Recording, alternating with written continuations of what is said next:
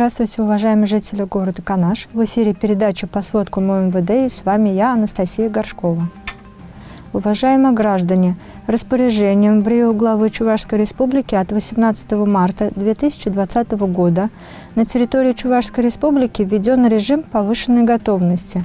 Также 3 апреля 2020 года подписан указ в РИО главы Чувашской Республики номер 92 о комплексе ограничительных и иных мероприятий по противодействию распространению новой коронавирусной инфекции на территории Чувашской Республики. В целях профилактики распространения на территории города Канаш новой коронавирусной инфекции доводим до граждан, что 7 апреля 2020 года до особого распоряжения граждане обязаны не покидать места проживания, за исключением случаев обращения за экстренной неотложной медицинской помощью и случаев иной прямой угрозы жизни и здоровья, случаев следования к ближайшему месту приобретения товаров, работ, услуг, реализации которых не ограничена в соответствии с настоящим кодексом, а также выгулки домашних животных на расстоянии, не превышающем 100 метров от места проживания. Необходимо соблюдать дистанцию до других граждан не менее 1,5 метров, в том числе в общественных местах. Положения, установленные настоящим подпунктом, не распространяются на случай оказания медицинской помощи, деятельность государственных органов и органов местного самоуправления, правоохранительных органов, органов по делам гражданской обороны и чрезвычайным ситуациям и подведомственных им организаций, органов по надзору в сфере защиты прав потребителей и благополучия человека, иных органов в части действий, непосредственно направленных на защиту жизни, здоровья и иных прав и свобод граждан, в том числе противодействие преступности, охрану общественного порядка, собственности и обеспечение общественной безопасности, а также не распространяются на граждан в случае наличия у них справок, указанных в подпункте 6 настоящего указа. Также с 14 апреля 2020 года до особого распоряжения при улучшении санитарно-эпидемиологической обстановки необходимо приостановить проведение массовых религиозных обрядов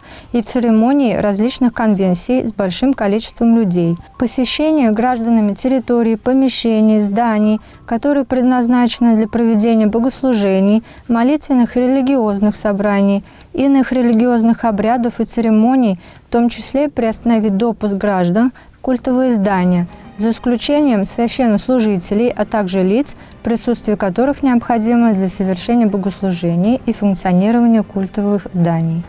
Посещение гражданами кладбищ, за исключением мероприятий по погребению, а также участие близких родственников в похоронных процессах на кладбищах. Нарушение требований указа в РИО главы Чувашской Республики от 3 апреля 2020 года номер 92 образует состав административного правонарушения, предусмотренного частью 1 статьи 20.6 прим. 1 Кодекса об административных правонарушениях Российской Федерации и влечет за собой наложение административного штрафа на граждан до 30 тысяч рублей, на должностных лиц до 50 тысяч рублей и на юридических лиц от 100 тысяч до 300 тысяч рублей. Отдел МВД России по городу Канашу предупреждает о новом способе мошенничества под предлогом коронавируса. В сложившейся обстановке мошенники используют различные приемы в целях хищения денежных средств. Злоумышленники могут предложить получить социальные выплаты и материальную помощь в качестве компенсации за ущерб от вируса. Таким образом, они собирают информацию о картах и персональные данные. Кроме того, мошенники иногда звонят и сообщают гражданам, что те якобы контактировали с зараженным коронавирусом, поэтому к ним приедут специалисты для проведения анализа и называют сумму данной процедуры. После получения денег злоумышленники перестают выходить на связь. Преступники могут писать сообщения или звонить по телефону, рассказывать о несуществующей болезни собеседника или его родственников. Пытаются взыскать в удаленном режиме с жителей некие штрафы за якобы нарушения. В этом случае стражи порядка напоминают, что ни в коем случае нельзя никому называть данные своей банковской карты и другие личные данные. Еще один вид мошенничества – это так называемые дезинфекторы, которые предлагают за определенную плату провести санитарную обработку квартиры от инфекции. Не следует ни под каким предлогом пускать в свою квартиру посторонних людей и не соглашаться на предоставление такой услуги.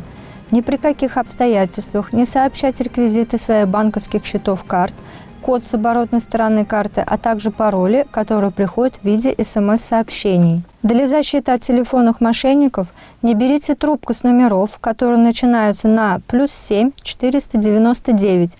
Сбросьте данный входящий вызов и добавьте данный контакт в черный список телефона. Если же вы взяли трубку и незнакомые люди предлагают легко заработать деньги, принять участие в розыгрыше, пройти социальный опрос, либо представляются сотрудниками банка, наверняка вас хотят обмануть. Не ведите беседу со злоумышленником. Старайтесь не оставлять основной номер телефона в социальных сетях, на форумах или досках объявлений. Так снизится вероятность, что номер попадет в базу мошенников. На этом наш выпуск завершен. С вами была Анастасия Горшкова.